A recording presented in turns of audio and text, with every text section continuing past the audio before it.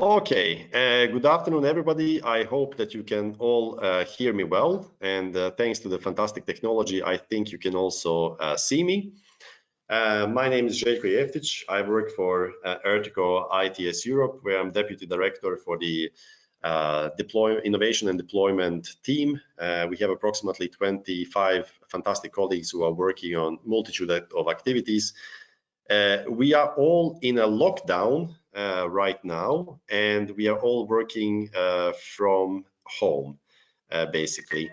So we are just trying also to survive this time, but at the same time to use the opportunity to share the knowledge and the best practices and everything that we have from different stakeholders in Europe. This is also why we thought we are going to organize a series of webinars, and this is the first one. So every Friday from now on and until the virus has disappeared from our lives, we are going to pick up a hot topic. The hottest topic for this week is, of course, the electronic freight documents and data. And we are very pleased to see that we have a number of you joining this web conference. In addition to this, we also have three fantastic speakers who are going to be with us today. They are, let me just jump to the next slide. They are Barry van Leuven. He is he's General Manager of Pioneera. And we're also going to have his colleague Stefan, who is the Technical Director from Pioneera. We also have a pleasure to welcome with us Chris Den Hollander, who is the Managing Director of Stora Enso, who is, of course, Stora Enso is well known as one of the big shippers in Europe. So we are also going to hear about their experiences, and also we are hoping to hear some of the experiences of transport operators from Middlegate, and also from maybe some of the other attendees that are in the call that would like to share their best experiences with us. So from my side, the background from this call is really that digitalization overall in logistics chains is happening very fast. In some areas, it's not happening as fast as we would like it to be. For example, we have the wide uptake of communication technologies when it comes to tracking and tracing of the vehicles. But on the other sides, we are still working a lot with paper documents and everything else. Still, digitalization is going forward. At the same time, we also have a number of challenges. So we are going to ask our speakers today, how do they see their operations being challenged by things like the virus that we have right now, the COVID-19, by the Brexit, etc., etc. It is going to be a very open discussion. It is not going to be a formal discussions, even though I'm wearing a shirt for the first time in 4 days, and I did actually shave yesterday. So it's about that level of formality. The most important is that we share the experiences between ourselves. ERTICO, I think many of you know already ERTICO. We are a multi-stakeholder network that has approximately 120 partners, from the vehicle manufacturers to public authorities, research service providers, users, traffic management, and mobile network operators. And what we do is basically that we work in four areas. We are working a lot on connected and automated driving, on clean mobility, urban mobility, for example, mobility as a service, and of course on transport and logistics. That is going to be the focus of our discussions today. What we do concretely there is we are running constantly around 20 to 25 European projects on these topics. We have 8 self-funded platforms, and we organize big and small congresses. Now, that's enough about us. What is really interesting when it comes to digitalization is that one of the key documents is called the eCMR. In 2016, when I started working on this topic with my former colleagues at the International Road Transport Union, we had only approximately 11 countries that were allowing electronic freight documents. Today, as you can see on the map, the situation is quite different, with Sweden being the latest country to accept electronic freight documents. We also have knowledge and information that Norway is on a good way to accept electronic CMR. Belgium is already running a 3-year Benelux pilot with other countries. Greece has already completed the pilot on eCMR, and Ireland is looking into it as a potential. I will not call it solution, but mitigation action to ease a little bit of transport post Brexit time. And of course, the big question is what is happening with Germany. And Germany, when it comes to acceptance of electronic transport documents, has been looking promising for at least those 4 years that I've been following them very closely in this process. But there is always something lacking. So we just need to wait for our colleagues from the Germany and authorities to do accept us to cross the country fully digitally. Now, what is also interesting with the CMR is that according to our studies, there's approximately 150 to 200 million transport crossings across the EU borders, so internally in the EU, where transport documents of CMR type are used. We also know that most of the countries in Europe are using national consignment nodes, where most of them are still also based on paper. So if you take the amount of paper that is being used just to transport goods from country to country, it is tremendous. And we are all hoping that we are going to get rid of these inefficiencies that we have in our supply chains. Now, without further ado, I just want to finish from my side and to state that we are working very much from our side also on vehicle automation. We are talking about having highly automated trucks. We are talking about having trucks that are driving without the drivers, even in the future. The hype of the vehicle automation has calmed down in the past 6 months to 1 year, I think. If you spoke with many experts and analysts some 5 months or 2 years ago, let's say, everybody was saying self-driving trucks are here tomorrow. Well, they are not. I think we have all sobered up.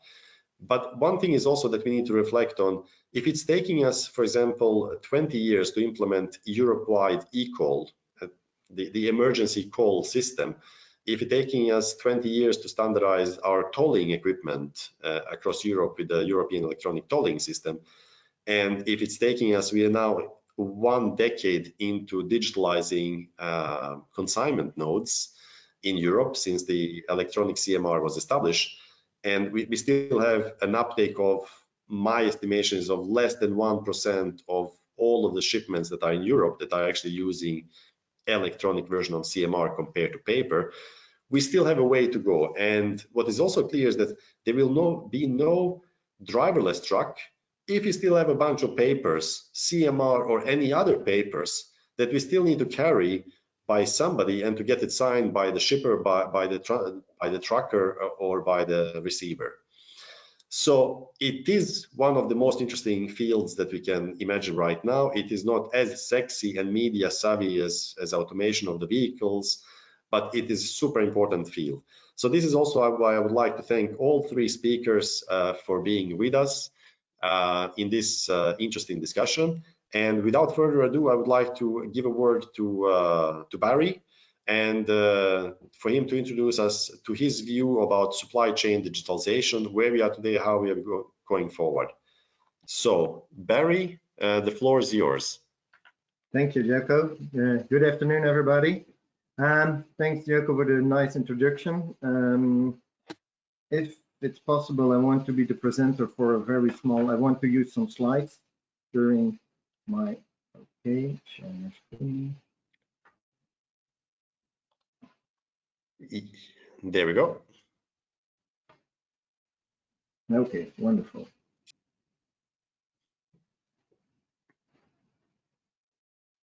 All right. So Pioneera is founded by myself and Stefan. We started in 2009. with first the electronic consignment note, the eCMR, and we offer a platform as a service, e-documents as a service.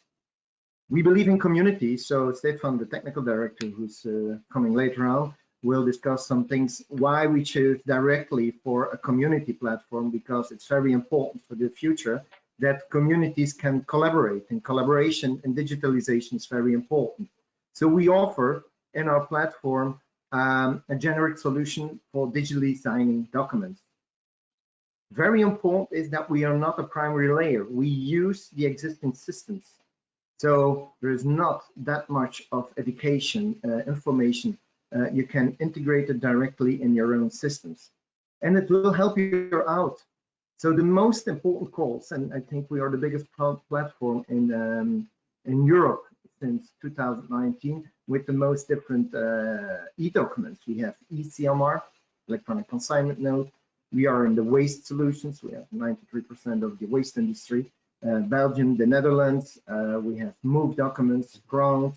Now we are working on different levels for model and intermodal transport. So it's very important that you work with data. It's not only creating data coming from a TMS of another system and creating electronic documents. It's more than that. It's using data and adding data, enrich data on documents, and real-time collaborate information between different stakeholders in the logistic. Even on the moment you have all kind of data, you can use it going further into the logistic chain. That means you can use it and add it in your yard management, time slots, web order entry, yeah, like you're booking your flight tickets, even in kiosk integration. It's a very small example. Transport can be very easy, and it helps us out today against Corona. Maybe in the future for other diseases, infections, everything, it's data. And if you have data, you can work very fast, communicate with all the stakeholders, depending how and when and where they are located, and signing documents on a digitally way. It helps us out against Corona. It helps us out for working on an administrative way, and it's all flexible. Real-time information. If you can combine it with e-contracts, with banking and insurance companies, you can do whatever you want, and you can make instructions to your drivers. You can make it as a service. It's very important to know in the future. Transport is not going from A to B, from A to B to C. It's a different way of working. Every customer has his personal needs, expectations, and by using digitally, the way of working digitally will help you out, because you can make special agreements, special workflows with every customer individually. That means if you go over here, that the paper versions get away. You can combine documents and use the same signature. You can create workflows for the driver as well. You have to do this. Do you have empties? Do you have returnables? Do you have damages? Yes, take a picture. Oh, you're working with containers. Give me the container number.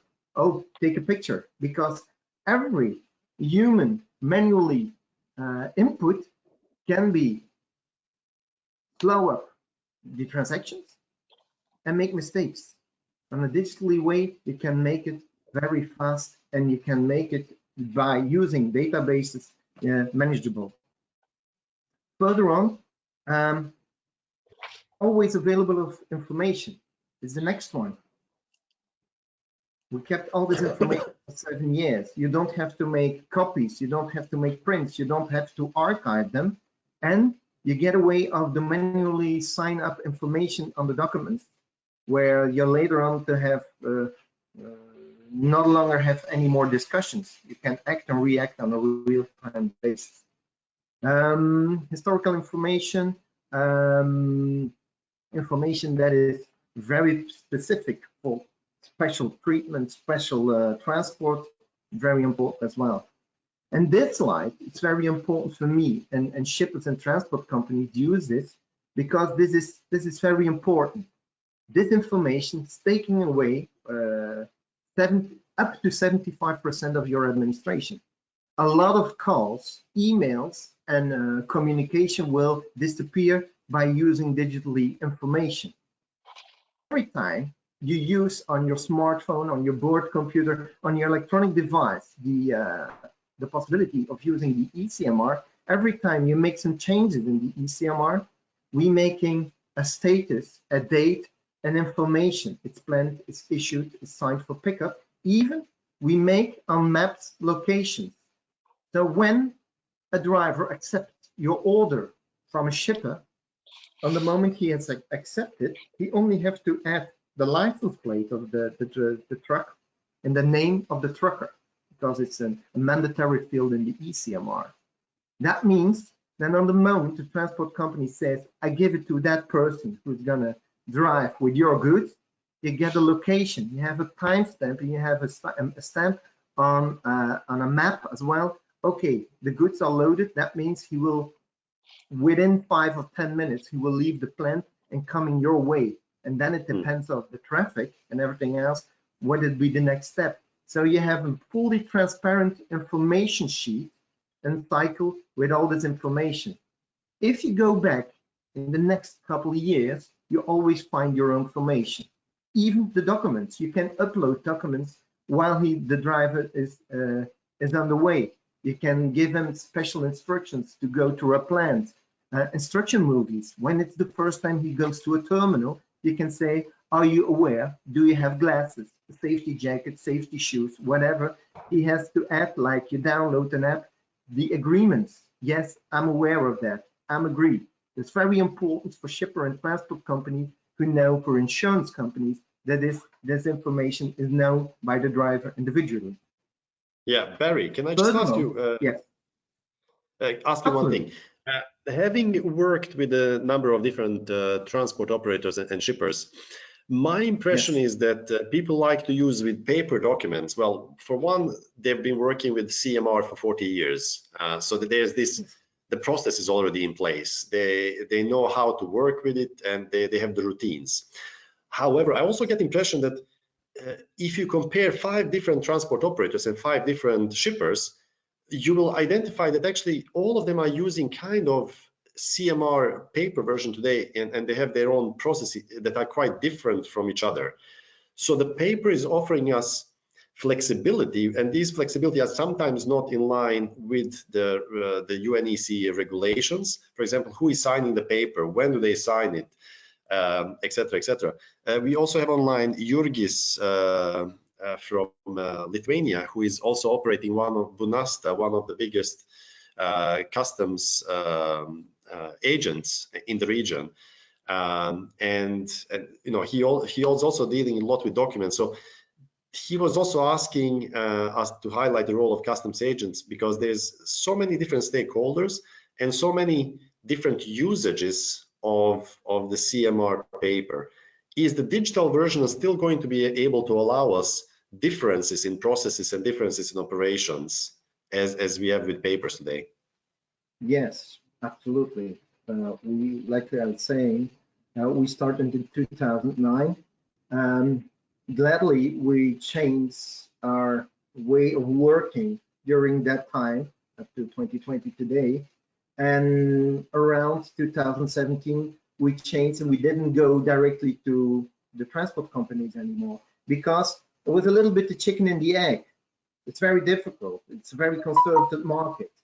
And the transport companies said they were very amused and very excited about the electronic documents, but there was a new problem who's taking his head up, and that means how we gonna sell the electronic consignment note to our shippers. And then we changed the way of working. We work directly to shippers. We went to AB InBev, Stora Enso, and so on, and they can, with a little bit of force, say to the transport companies, now we go on a digitally way, because otherwise it's very difficult. It's very difficult to maintain all this kind of information. If you go to the Netherlands and you do a national transport, you have another layout. So on a digitally way, we even can manage it on a legal part If you go and do national transport, the system says, okay, we take out of the database this kind of layout. If you do an international transport and you go from Belgium to, let's say, France or to Luxembourg, okay, we need that kind of layout. So this is very important and we can maintain it very easy. Now, sometimes it's very difficult. What kind of document I need? Do I need an additional document? If you go to Spain, you need an additional document. If you work in waste, then you have two documents, the waste document and the eCMR of electronic consignment node. There are different layouts, but the information on it is the same data set. Great. Thank you, Barry. I hope I'm not interrupting you too much in your presentation. No. But we actually have a very live audience with us today, so we should absolutely take the opportunity to allow for the questions. So we have Claude Yvon. Probably you know him. He's a journalist here from Belgium. He's asking two questions actually. So, how many eCMRs have already been issued, and what is the trend? And I think this is a very interesting question to answer without revealing too many business secrets. And the second thing is also equally important. What kind of mental shift is necessary in a transport company to shift to eCMR? And that's probably not only to transport company, but so one is how many eCMRs, and the second one is mental shift from transport companies, but also shippers and other stakeholders. All logistic companies. Okay, first of all, Claude, you can see on my screen, it's a growing company, and only in 2019 we see an enormous increase of users, companies, and registered users. We have an increase of more than approximately 700%, because now more and more shippers going to work with us and to force a little bit the transport companies, because it's one way they can use a standard to all the transports. Otherwise, we're using paper, electronic, all kind of information. Very important is that the registered companies right now, only for Belgium, we are active in 24 countries, but this is number specific for Belgium, 531 and 2,895 registered users. So that means it's growing every day, every hour. And since Corona, and let's be that a little bit positive, it's very hard, and it's hard for the whole world, but digitalization is helping us out for that, and we are growing. We have every day new customers who say we want to go over on a digitally way, because our driver of the truck is not leaving his truck anymore. Otherwise, we have him to put aside, and he is not going to my customs anymore. Customers demand the driver needs to come to our place, but he's never leaving his truck. Even he cannot give over his paperwork. So what he can do is, with a simple app, with the electronic consignment node, show his QR code, and the other party at the other side of the window can show his QR code, and you can sign like you do with bank apps.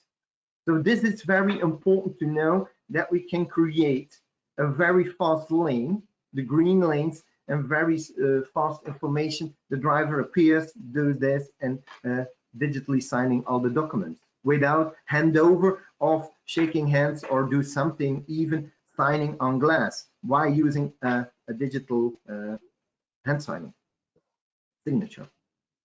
Is that clear?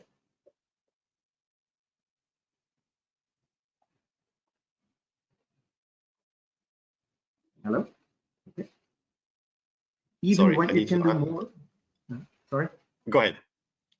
Okay, that was clear. Is that an answer to your question? I believe so. If not, Claude, please write again for further clarification. Even go further, we see temperature, waiting bridges, information. We can collect data out all kinds of other systems and collect them to one platform. And data sharing is a very important one in that. So you see, you can go by barge, plane, truck, all kind of information we can relocate and use for the digitally documents. I will end my taking time with the use case. We work for Saltman, and in less than 7 months, 6 months, he had 75% less administration, because now they're collecting all the data and the documents before on a table, and there were 1 or 2 persons a week who are separating the documents, going to multifunctional, making scans, put it away in a manual digital archive, and then they put it away in a physical archive. Now it disappears, and he has more and more transparency with all his customers and go further. So I think that will be enough. If you have questions, please. Yes, there's another question for you. It's actually from our colleague and friend Wout van den Heuvel. There are multiple providers of eCMR solutions. How will the interoperability between these providers be organized within Europe? I think that's one of the questions many of us are wondering. Okay, if you go to the website, and I'll try to open it, maybe I can show you. Stefan and myself, we started last year in April a consortium, and it calls DG Transit Europe.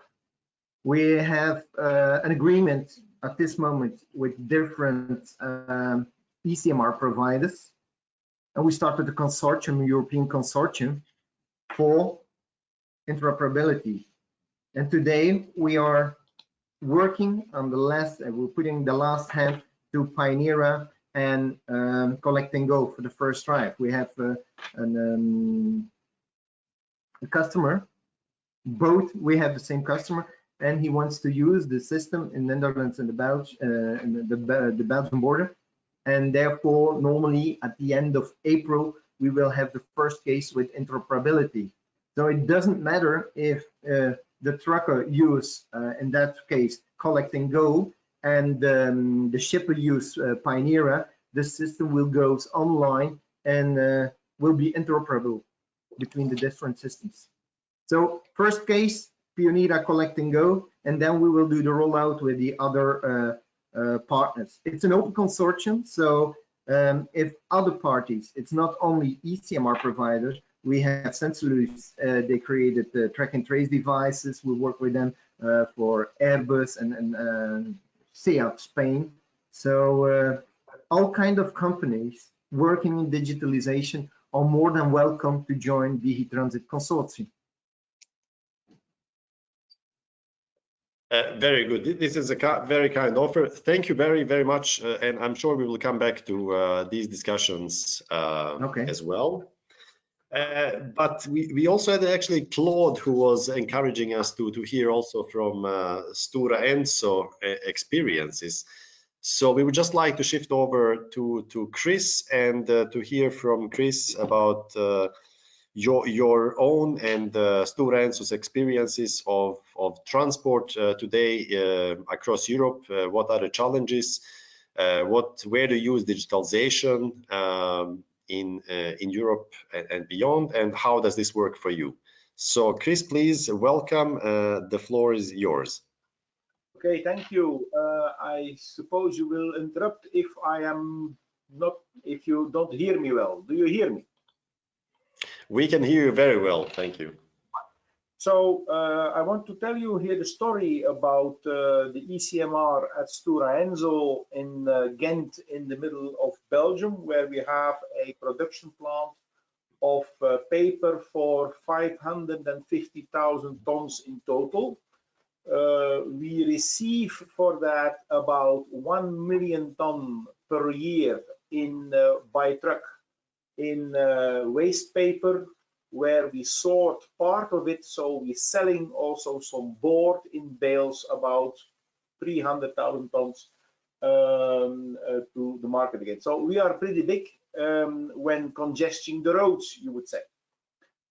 And how did the story really began is that Pionera, Barry, has been knocking on our door several months or maybe more than a year with the eCMR, and I was not really interested. Although I am a bit of an IT guy, still eCMR for me is just an add-on. And it's true that if you have eCMR, you have less administration, but for a sender of goods or for a receiver of goods, that is not really extremely important to really do this effort. But then all of a sudden I got into problems because we are collecting waste paper somewhere in Belgium, and the moment that it is sent into or laid off somewhere in a warehouse, on that moment the paper is our ownership, and we need to transport that to our factory. And if you do that, then the sender of the CMR is actually we already. So how to solve that? The only thing we could do is to pre-sign a lot of paperwork and send it by mail, not by email, but by mail, and then let the paper flow do its work. And then all of a sudden I got interested in eCMR from Pionera, and now I am one of the biggest fans of this. Because what is now really happening is that the whole flow is indeed electronically, and you don't have to worry anymore about your paperwork. You know that Pionera is not only a service provider for eCMR, it's also a provider who knows what is legally possible and what is not. I have to admit that this is a very important part of the service that we get from Pionera. So where are we? We started the whole thing, and we are sending in this information into the Pionera platform with extremely easy software. So that was so the integration was really not a problem at all. Today we are receiving here in our mill 50 or even more trucks every day that are using this eCMR. I think the counter is today already at about 15,000. So we really know what we talk about in the meantime. And we started the whole operation in November 2018. A bit specific for us is that incoming waste paper is a waste. And as you know, if you are transporting waste throughout Europe, you have something like a green list, an orange list, and a black list. And according to the waste categorization that you have to have identification forms, or you need to have the Annex 7 for waste transportation, etc. These documents have also been integrated on the platform and are then used as such. So today we are receiving goods with eCMR from Belgium, from Holland, from France, and we even sent waste in board bales, you could say, to Poland with eCMR. Poland is accepting eCMR, Germany does not, but you can at least transfer Germany with eCMR. I think we sent about 600 trucks last year, at the end of last year, and no problem at all. We had already several visits from authorities, and all the time these authorities confirm that what we are doing is legally and administratively in order. Chris, sorry to interrupt you. Just a question, follow-up question. This is, I think, really interesting to hear about real-life experiences. So the visits from the authorities that you're mentioning, is that from the German, Dutch, or Polish authorities? Just to know if there's been any instances of German authorities saying, yes, you can transport across with a eCMR. No. Obviously, it's Belgian authorities, because German authorities cannot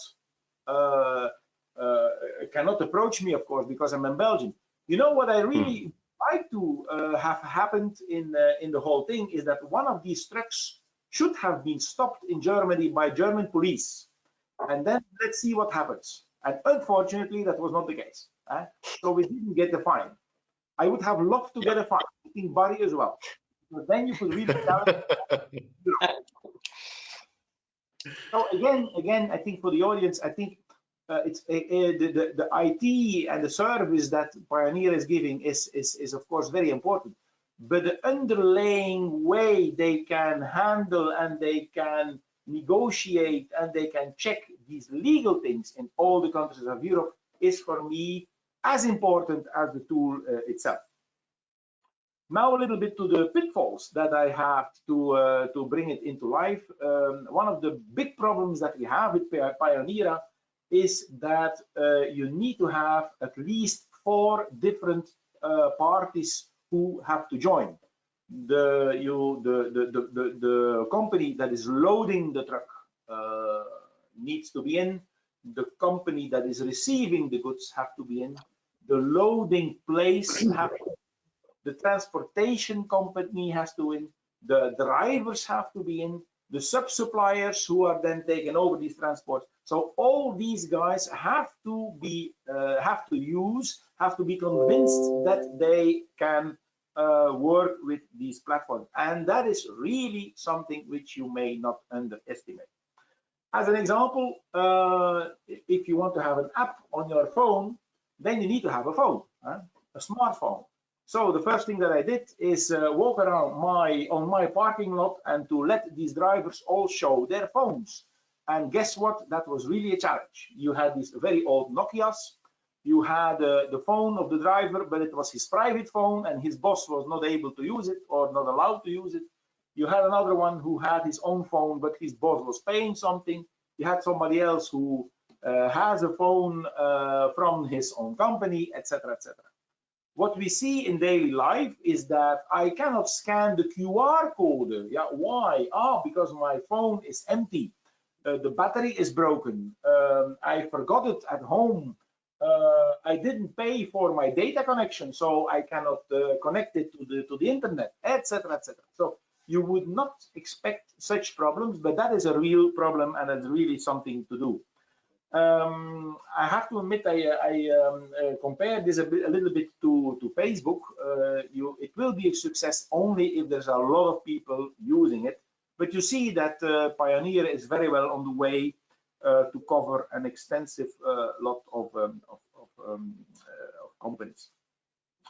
Other pitfalls are also that, for instance, on loading places or on unloading places, these people could not access the platform. And then if you ask why, they don't know, and IT doesn't know. But if you ask them, are you able to look at a football match on your screen? Then they say, no, because I cannot go to internet. Aha, there's the solution. You see, to make all that happen is not so straightforward. Not to imagine, especially with the drivers that were driving to Poland, you had all sorts. You have Bulgarians, Romanians, Russians, all these guys, all with their own phone, all with phones in their own language. How to compare that and make sure that they push the right buttons, that was really also a challenge. The absolute advantage that you see here is that you see the documents from loading point to end point. You know where the trucks are. Well, at least you know where they were loading and where they were unloading. No problems anymore in losing papers, not to have to scan anymore, not to have to return anything anymore. I would say this is really, it's heaven on earth, and once that you know how to work with it. But I want to go even a little bit further in this. We have here our own yard management system in Ghent. And yard management system is a system where you have to go to a kiosk, you have to dial in a number, then you can come in. You are really followed by a computer system, works very well.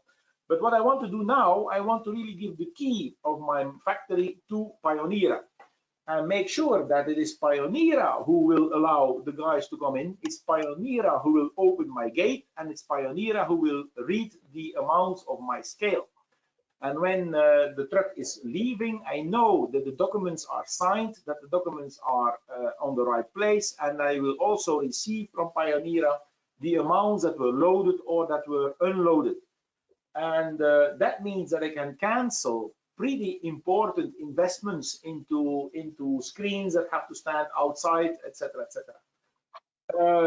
Within Stura Enso, I get also quite a lot of remarks of how the hell can you give your control of your mill to somebody else.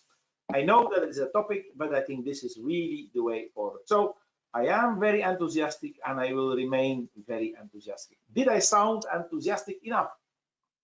I think you sounded very enthusiastic, and I was not sure if it's because of the Friday and this week of lockdown is over, but I think you're generally a true digitalization enthusiast and a very pleased client of or collaboration partner of Pioneera. So thank you very much for that. It is always really interesting to hear about these experiences from the ground, so to say, of the real life. And what you're also mentioning, that many of the truck drivers don't have mobile phones, at least are not connected or don't have company mobile phones, and that is one of the challenges. Because one thing that I usually say when I speak about eCMR and when I speak about digitalization of freight in Europe is that if you look at what's happening outside in the world, and we had, for example, picture here in the slides where we can see countries such as Tajikistan, Moldova, on paper, in theory, they're accepting eCMR. Iran is accepting eCMR, even though they're not using it yet, but still certain countries in Europe are not. But when you look, for example, in India, Mexico, Brazil, all of these countries already are using electronic consignment notes. In Brazil, if you want to, as a transport company, recuperate VAT from purchasing diesel or from doing any investments, you need to show electronic invoices. You need to show also electronic consignment notes. In Brazil, this is also mandatory to do it electronically to tax authorities in order to close the black market. And what is happening in India is that in 2018, Indian government just said, look, we have too many internal borders in India. So anybody who is transporting goods between the Indian states internally in India for more than 500 rupees, and I do not remember how much that is, but it's not much, needs to basically have electronic consignment note.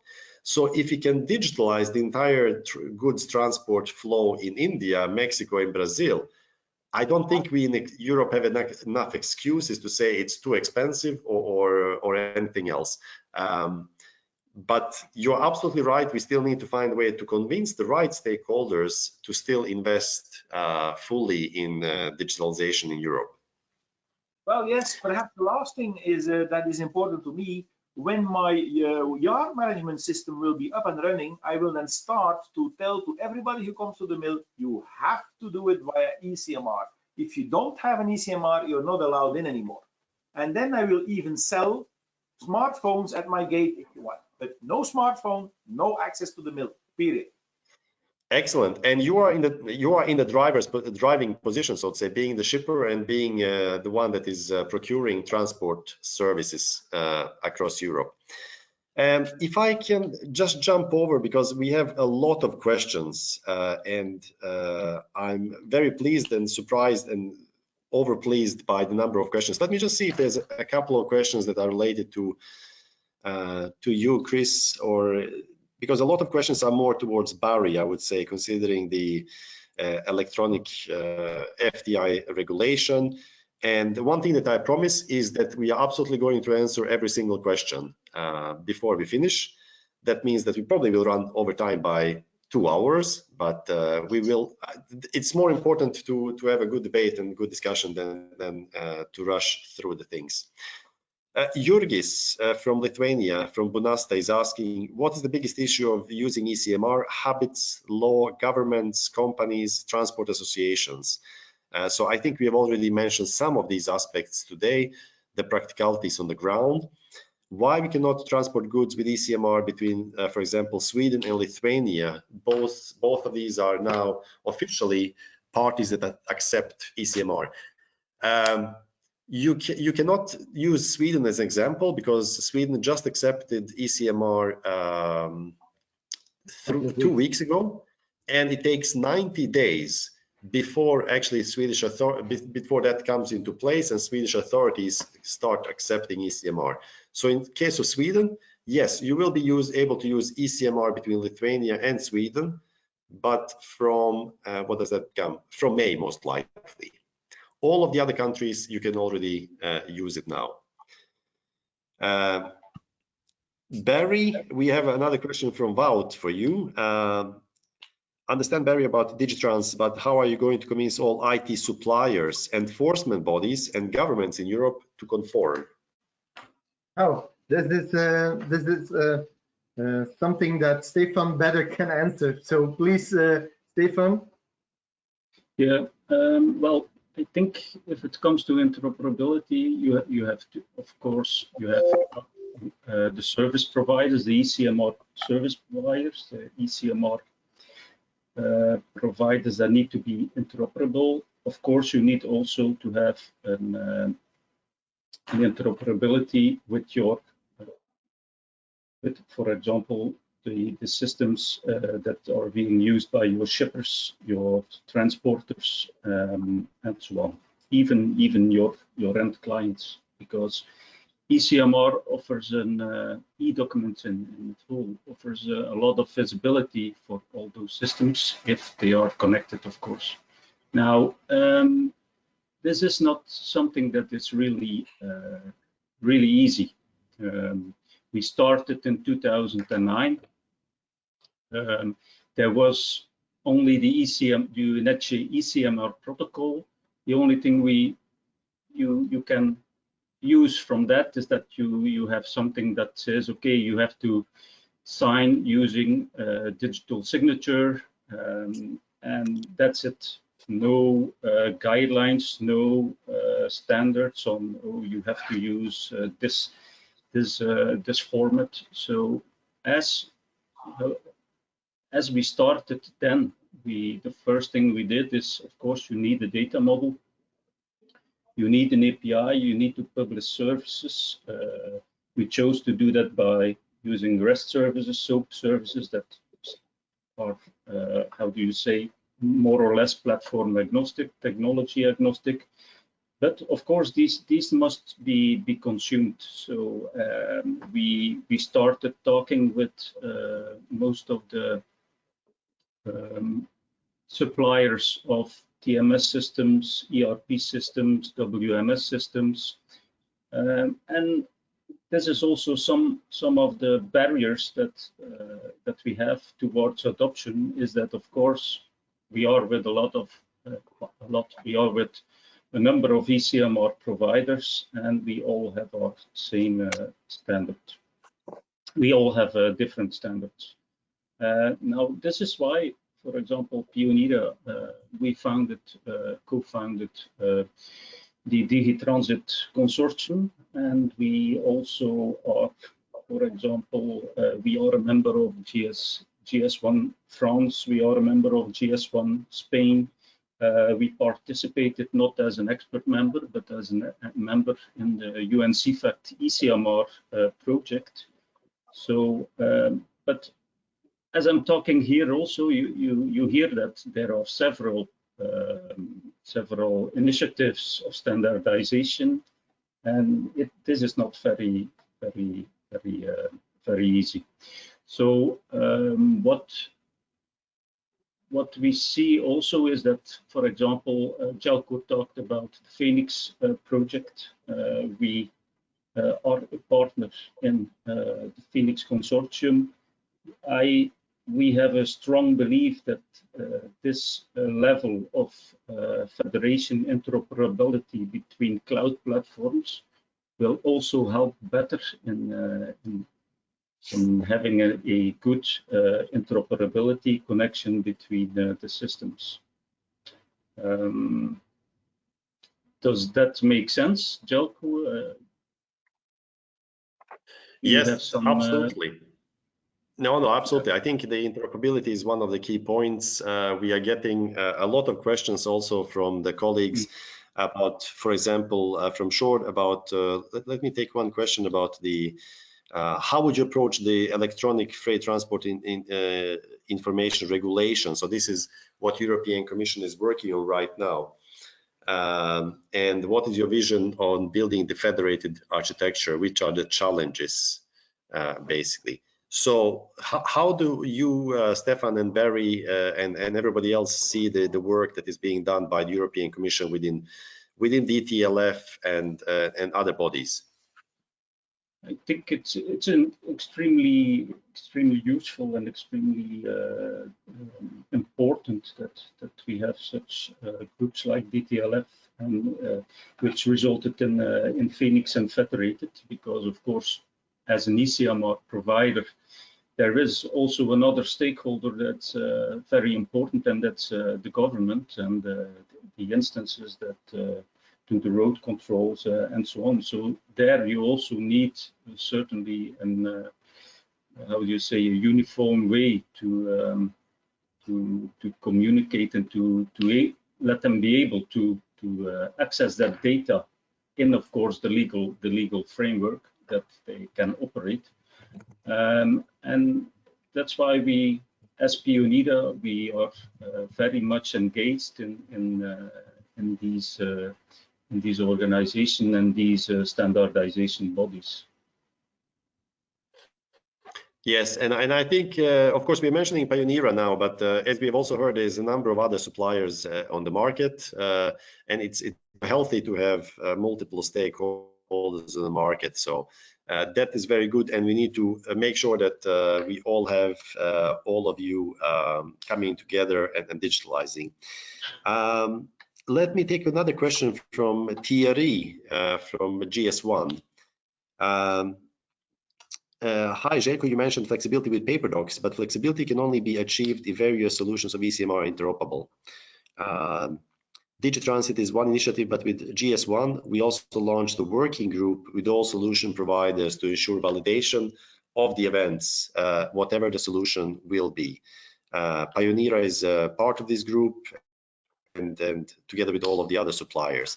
So thank you. So this was actually not the question, this was more a statement that the GS1 is also working very closely on the topic, and of course they are very much welcome and needed in making sure that we have interoperability between the solutions. Very good. We have approximately 10 minutes left of our discussion, and as mentioned, we will go through all of the questions, even if that means that we are going through overtime. Stefan, I know that you had wanted to share a presentation. Is there something that is super important that you would like to share with us from that presentation, or would you like?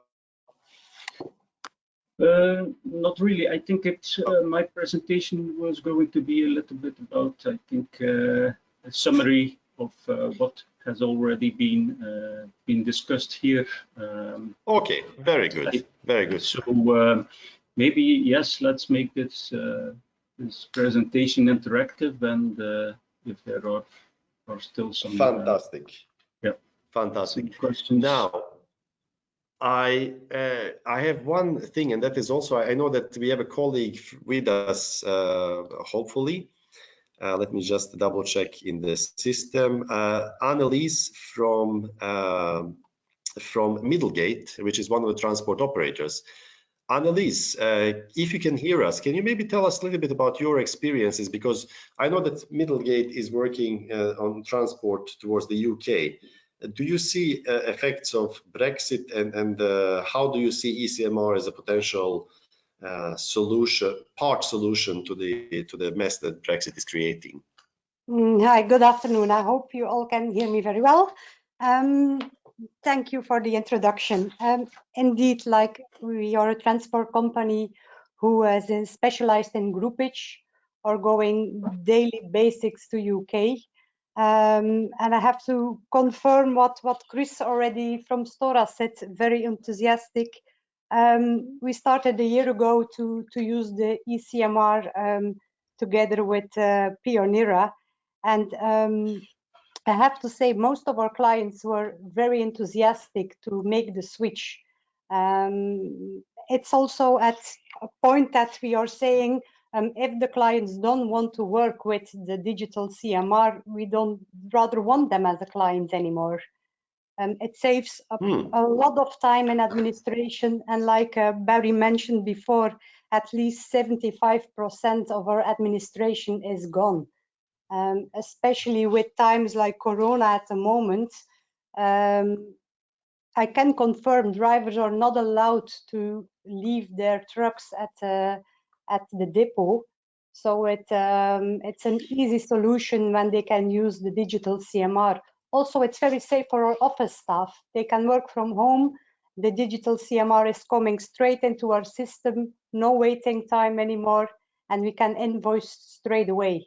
So we're very enthusiastic as well.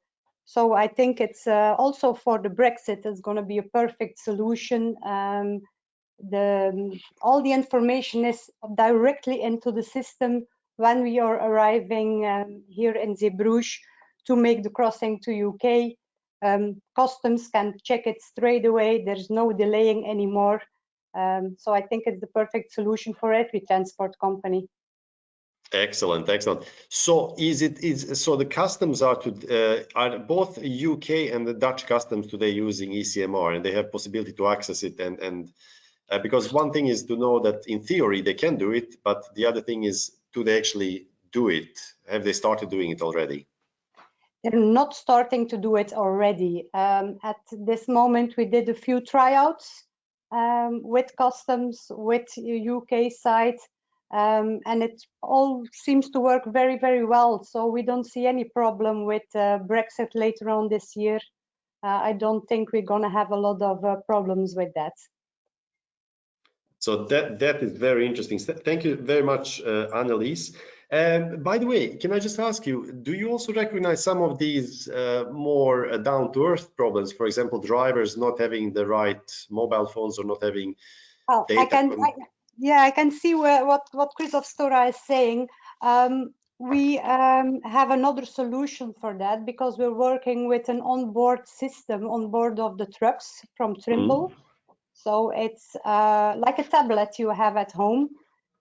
So our drivers are getting all in the information into the tablets, also the CMR. They're going into the company of the unloading place, sign on glass information straight into our system. So our drivers don't need to use their own phones.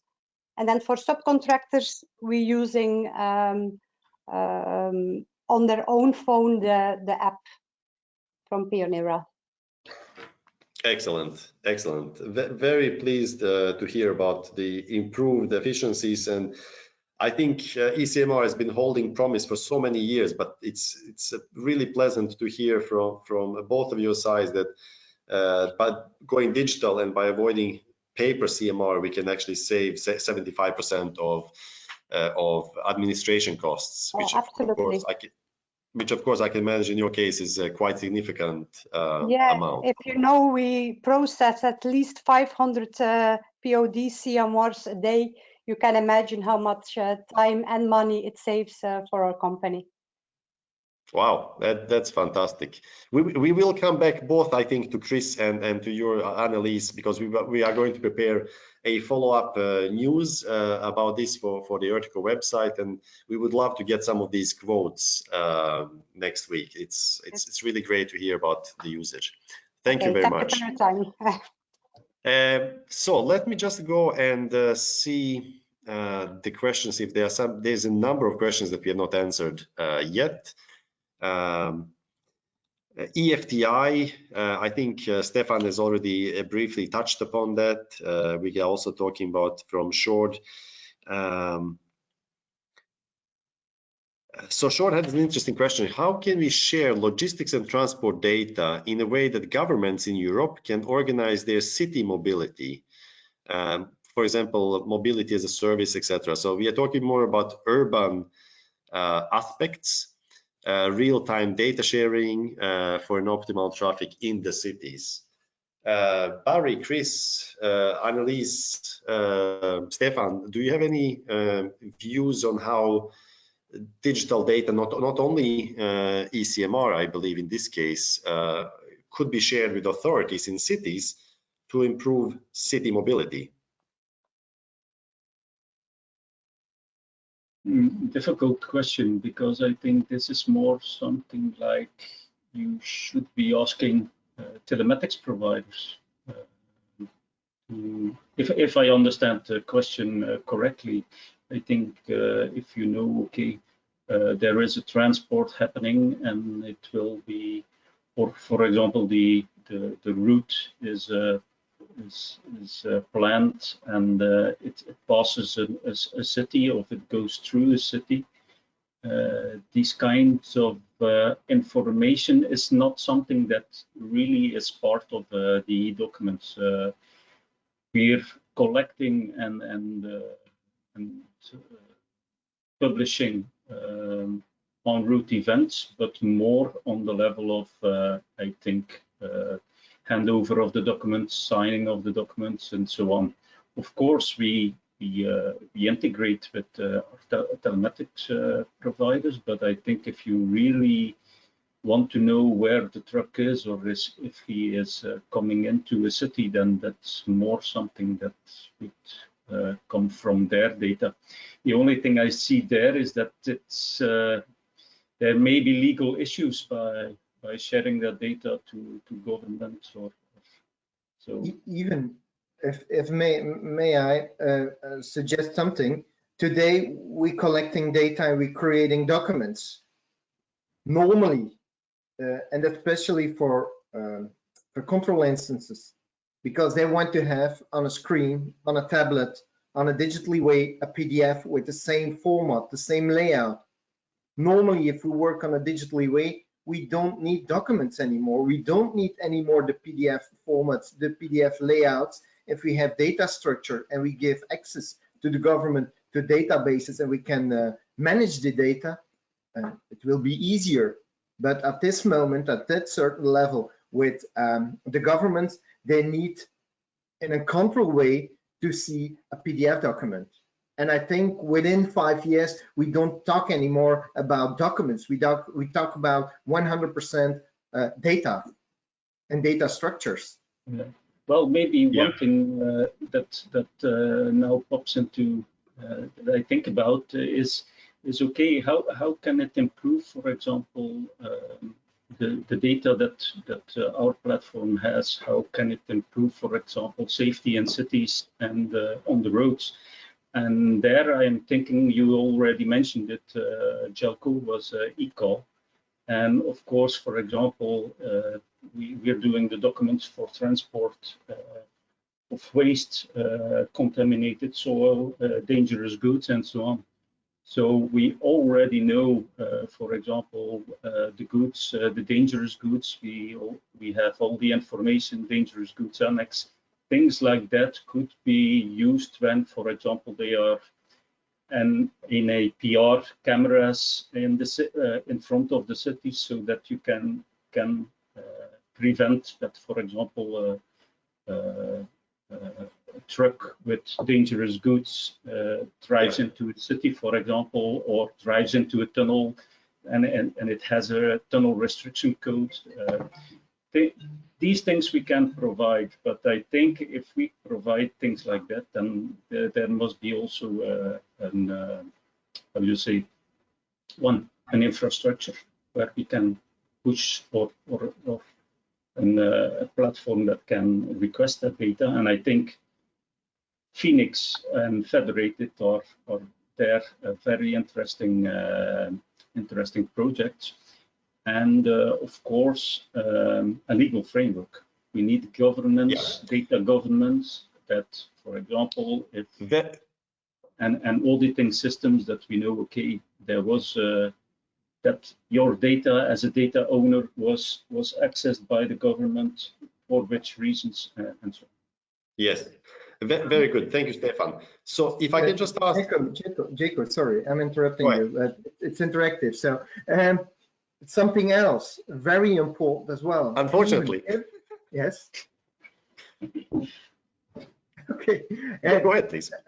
An accident on the road, and now they have to wait when the emergencies are there to check the road, the trucker. Now we can upfront, if someone, a civilian says there is an accident and we have a license plate, we can call it and give it through, and they have access to a platform to see what are the goods, are they dangerous goods, what do we need to do. Now in the first place, someone has to come and check the goods and then say, okay, now we have to call this guy or this emergency for cleaning up, for cleaning highways, streets and whatever by accidents. Data can help out to save lives as well.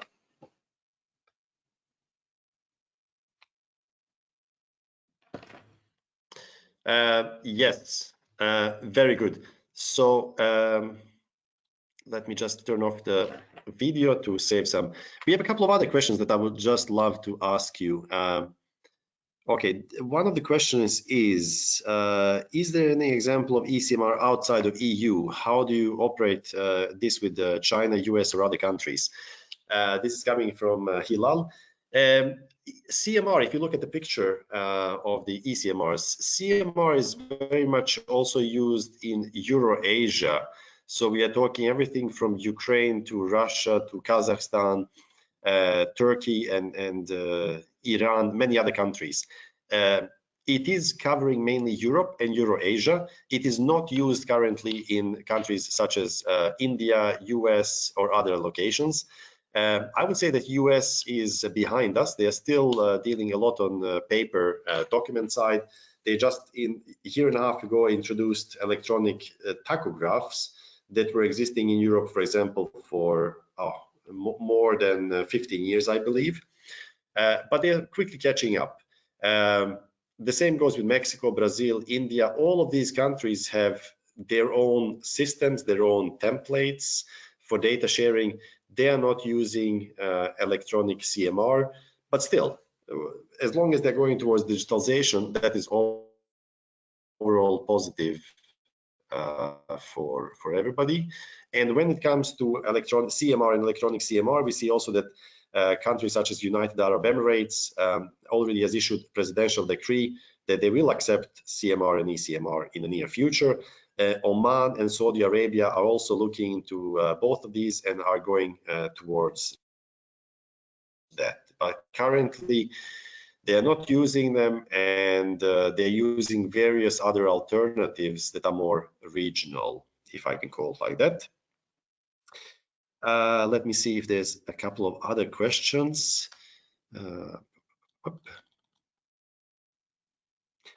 Yes, Wout is very active, and we are very pleased to hear this. eCMR should be used independent of the used fleet management system, mobile phones, or eCMR platform providers. So we are coming back to interoperability again. It is about a uniform data model and the data set for the eCMR. Question is, who is going to organize this, DTLF, IRU, or the market? Well, I think there are already. I think Jelko, I think you were one of the members of the eCMR project from UNC. Yes. So when that, yeah, I think that and GS1 is already looking into that to I think make a subset of it, use it in. So I think towards interoperability. There are a number of initiatives, and I think we already have, I think, the eCMR UNCFACT protocol that we can use. The only thing is, and that maybe, how can I say that? Don't let interoperability scare you away from using the eCMR. We're having almost 600 registered companies. Our competitors also have a growing number of eCMRs. And as of today, we didn't have any questions on interoperability in practice. They will come, of course. We've seen tremendous growth from 2019. So I think we are working on interoperability, but I would say don't wait, one, because these are the things we always hear. One, there's no interoperability between the systems, and two, you can't use it in the whole of Europe, so we will wait. I think these are the keys why, for example, the adoption of the eCMR is going too slow.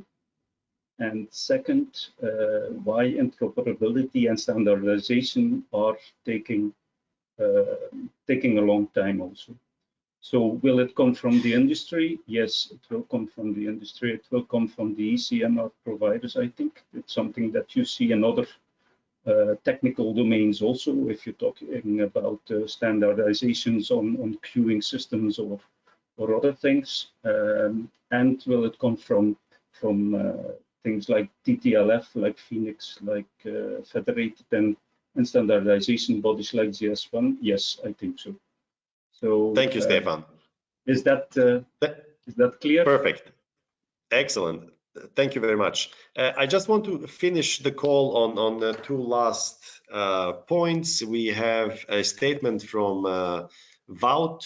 In the Netherlands, we work on an open source data sharing model, the open trip model. This model is not owned by a private company, and I see this as an invitation to all of us to follow up with Wout after the call and to follow up to see how we can use that model. And the last question for today is again from Hilal. Thank you very much for being very active. How about data collection and protection? Because data privacy is, of course, one of these things that is very important, both from the private but also from business point of view. Who is responsible for data savings?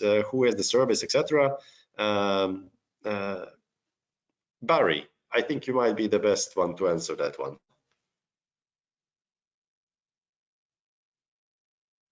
Can you repeat a little bit the question again, please? Because yes, it was not stable enough. The question was about data privacy and data protection.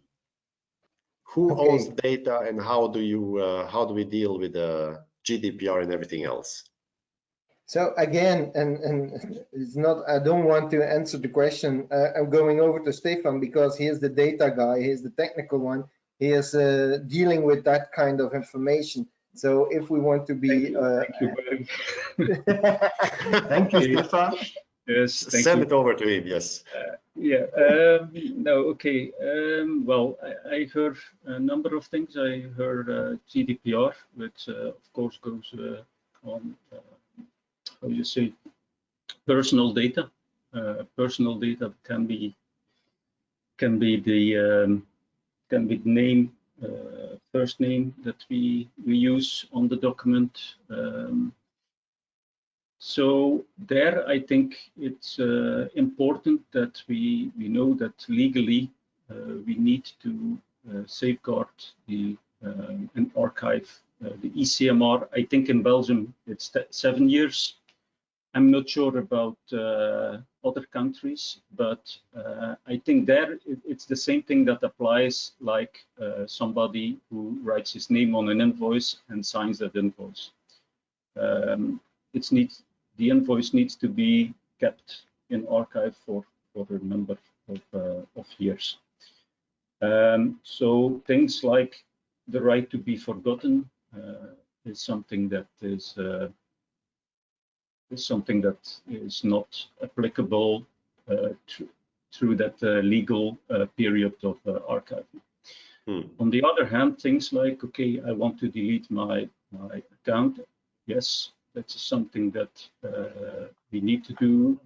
This is something that we have in our data processor document that we can sign with our customers. So there, that is totally, how do you say, covered, like it needs to be covered now in Europe. On the level of data protection, there is we built the Pioneer platform as a service, and security, data protection was one of the key issues, and is still one of the key, not issues, but it's one of the key requirements. So therefore, we organize, and there was one pen test that is being finished a month ago, but we try to do 1 or 2 pen tests a year on our platform. I don't think that's a luxury, so we try to do from now on 2 pen tests a year by an ethical hacker organization. On the level of on the level of who is the ownership of the data is of course always the one that provides the data is the owner. And there also we will look at what is legally needed to share, because for example, for the CMR, you can give the address of the pickup place and the delivery place, but it's not really necessary that this data is, for example, disclosed to the receiving party. Okay, very good. So, yeah. Stefan, thank you very much. We are running out of time. We are already quite good over time, and we still have majority of people with us, which is a good indication that we are doing something good. Barry, we had a discussion earlier today about the closed borders and digitalization and the call that we could call upon European and other governments. Would you like to say something about that? The idea is coming from one of the members of the DigiTransit Consortium, and the idea is to, in times of corona viruses, to help the nation, the customers, the people, and don't be checking out of transports. And I mean, if transport companies using, like Annelies told, electronic consignment notes, eCMRs, then we can give the trucker, the trailer, whatever, a vignette, an information that it's I'm driving electronic, and leave them, create a green mile, create a smart lane that they can go to the yards, to the delivery places and everything else without bothering documents and thinking about the viruses, but handling with the goods, very fast, easy, transparency. That's the goal, that's the idea, to maybe upgrade the adoption of using the electronic consignment note. Let be Corona, in a positive way, be the start of using more digitalization in transport, please. And do not talk on politics, and do not bother each other with laws and things. Make it on a European level, make it on world scale, transparency, and say, okay, this will help us out, please. Well, this is excellent, and this is also one thing that we discussed this morning. ERTICO, from our side, we are going to fully support this call for the European governments to allow easier access across the borders when data is shared in advance, and when we have electronic freight documents being used, such as eCMR. To summarize the discussions, it has been really interesting afternoon. Now we have heard from the very enthusiastic users of the eCMR, from Stora Enso and from Middlegate. We have heard about how eCMR is actually supporting, but not only eCMR, digitalization overall, how it is actually supporting the transport across the borders when it comes to Brexit. We have heard fantastic stories also about how it is supporting the coronavirus, and where does this support the society in a much bigger sense. We have had a lot of discussions with different questions from the audience, and we also finished this call now with basically announcement that next week we are going to come out with a joint statement where ERTICO is going to support Digitrans consortium and any other stakeholder for that part to call upon governments to keep the borders open for the supplies, and that we should really insist on using more of the electronic fare documents. We are absolutely in no way a lobbying organization, so we are not going to call that a lobbying, but we absolutely support the idea of further digitalizing freight operations.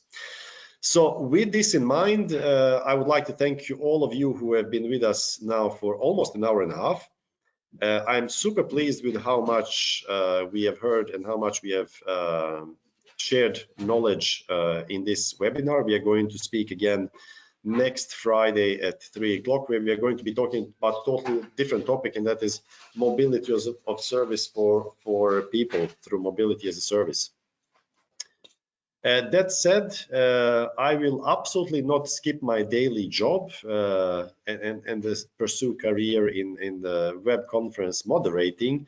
So next week we are going to hear from another colleague of mine who is going to be moderating that exciting discussion. Thank you very much for all of you who have been listening. Thank you very much for the speakers, Chris, Annelies, Barry, Stefan, and all of the active attendees. Thank you so much, and I wish you a very safe, sustainable, and fantastic weekend. Thank you. All the best. Thank you. Bye.